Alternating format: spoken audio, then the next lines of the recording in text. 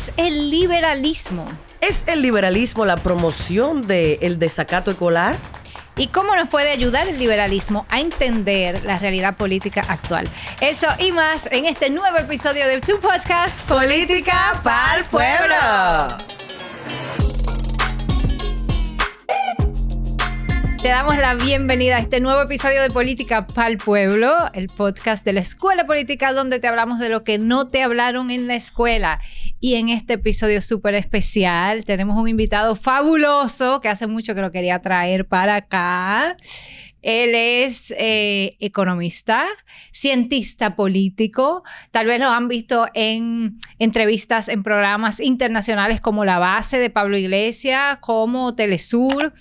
Y sobre todo es una persona que le encanta explicar y hablar sobre estos temas. Tiene su canal de YouTube fabuloso, La Otra Libertad, que le invito a que lo busquen y lo conozcan. Señores, en Política pa'l Pueblo, Elvin Calcaño. ¡Bienvenido! Gracias por la invitación. Contentísimo de estar aquí. Elvin es además docente, así que le vamos a aprovechar hoy a sacarle el jugo. Y estamos continuando con nuestra exploración de las grandes ideologías políticas. Ya tuvimos el fascismo, tuvimos el socialismo y comunismo, y hoy vamos a hablar de una de las grandes ideologías políticas, una de las que más ha influido en el mundo en el que vivimos hoy, que es el liberalismo. Concepto del día. No, antes de entrar en el concepto del día, vamos a introducir la discusión sobre el liberalismo con la frase del día. Adelante. La frase del día. La libertad del individuo debe, por tanto, limitarse. Este no debe constituir una molestia para los demás. John Stuart Mill. Ok, lo voy a decir entero.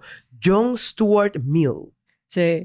Esa frase que nos sugirió Elvin, Elvin, a mí me parece contradictoria esa frase porque John Stuart Mill, considerado uno de los padres del liberalismo, y el nombre liberalismo, y aquí pasamos al concepto, uno piensa en libertad.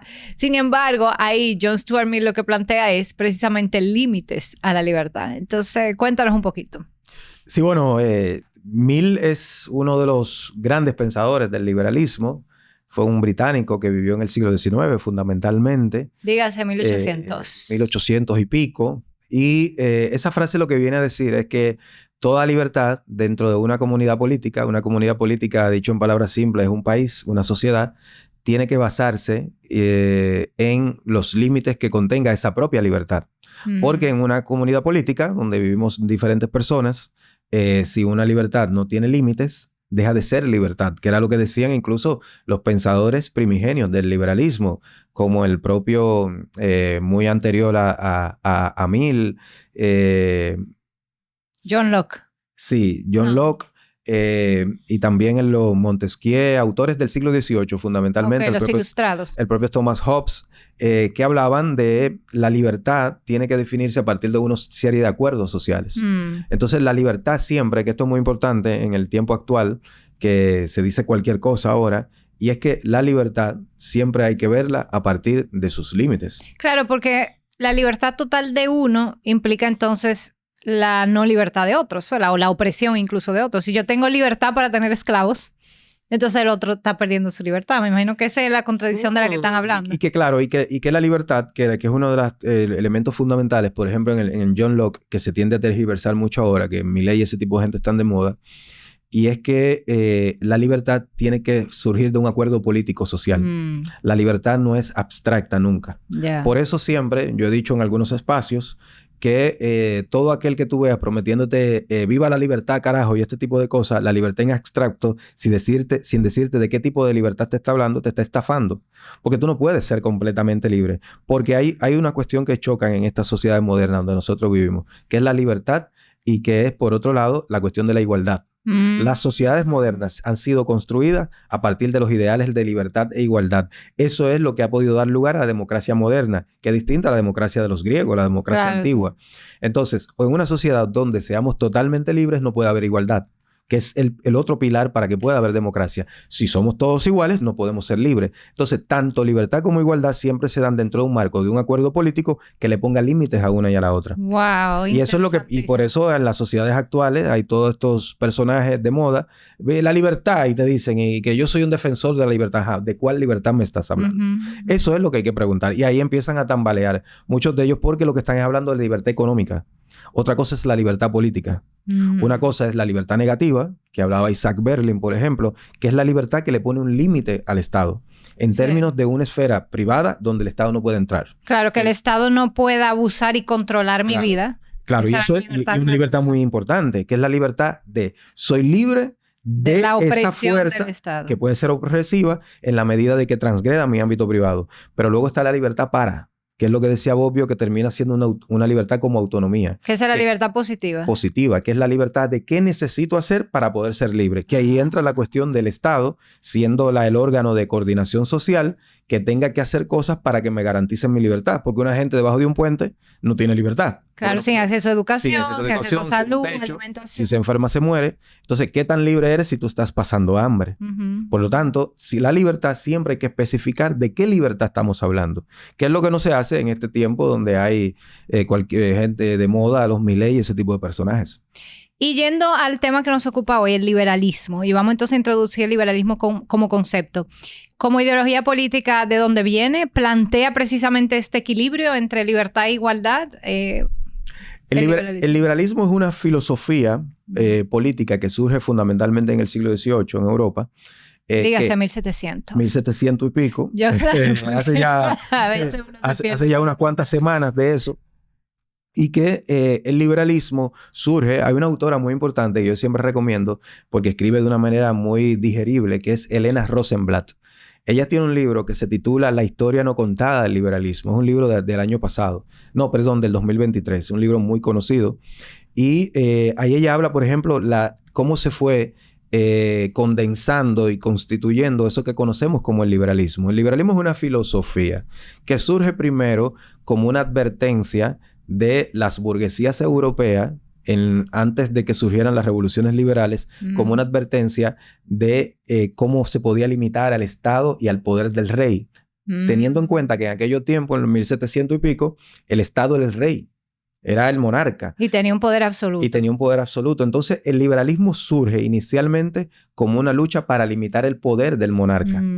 Que luego, cuando se diluyen, se acaban esas monarquías, se constituyen los estados, las repúblicas, que la primera fue en Estados Unidos en 1776, después vino Francia, 1791, Inglaterra, 1688, también por ahí. Cuando se acaban las monarquías, surgen los estados no modernos, ya no era limitar al rey, ahora era limitar al Estado.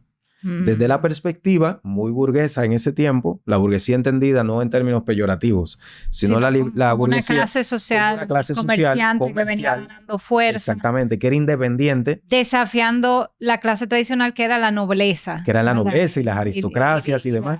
Y que se fue haciendo independiente en la medida de que fue acumulando recursos, esa burguesía.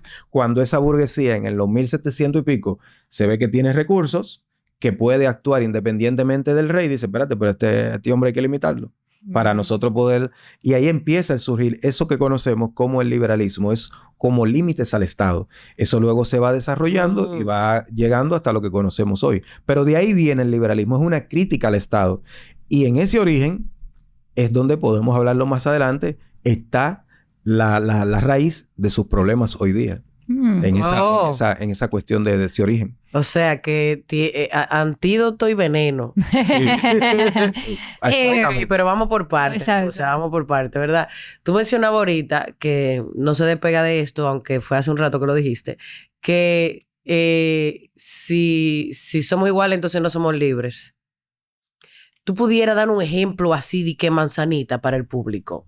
De cómo se vería eso, un escenario en el que que como todos somos iguales, no somos libres. Esa tensión entre igualdad y libertad. Sí, sobre todo en términos de igualdad absoluta o libertad absoluta hacen que una choque con la otra. Por ejemplo, en una sociedad donde estemos todos destinados a tener el mismo tipo de ingreso y a tener el mismo tipo de... vivir en el mismo tipo de vivienda, eso coarta nuestra libertad de poder aspirar a otra cosa.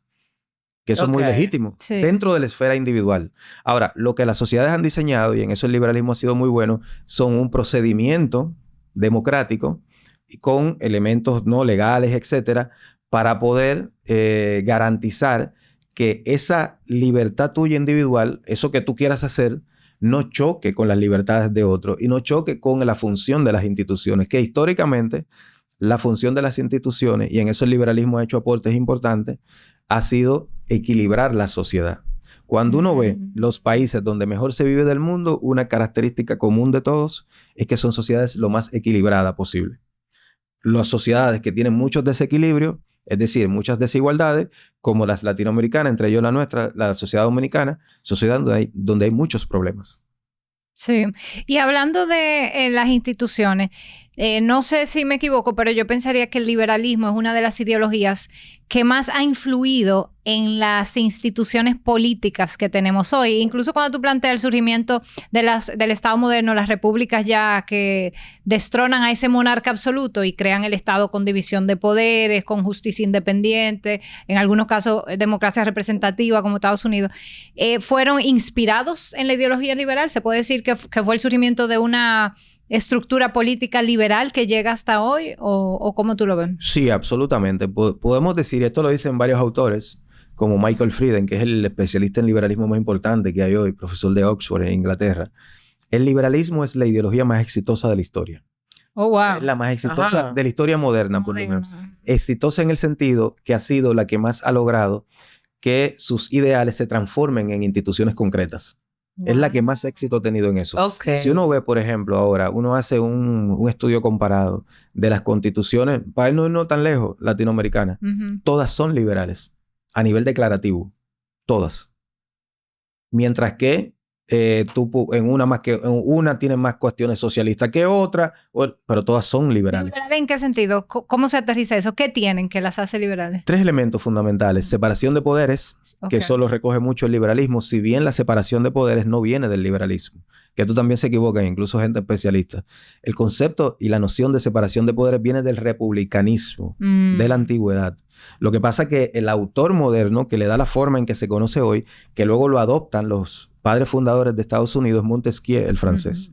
Y que pero él se inspira en una tradición que venía de la antigua Grecia, de la antigua Roma. Se inspira en Roma y los fundadores de Estados Unidos que crean la primera república moderna en el 1776 se inspiran en Montesquieu, que son Thomas Jefferson y James Madison, sobre todo, y John Jay. Esos 3 que fueron los 3 grandes pensadores de la independencia americana. Entonces... la separación de poderes. La separación de poderes, el que es un elemento que lo vamos a ver en todos los países, las garantías de libertades individuales y los límites al Estado. Esos 3 elementos los vamos a ver en todas las constituciones. Incluso en la Constitución de Cuba contiene elementos de eso, que es una constitución teóricamente marxista, pero tiene esos elementos también. Entonces, el liberalismo en ese sentido es por mucho la ideología más exitosa que ha habido, por lo menos en los últimos 200 años de historia.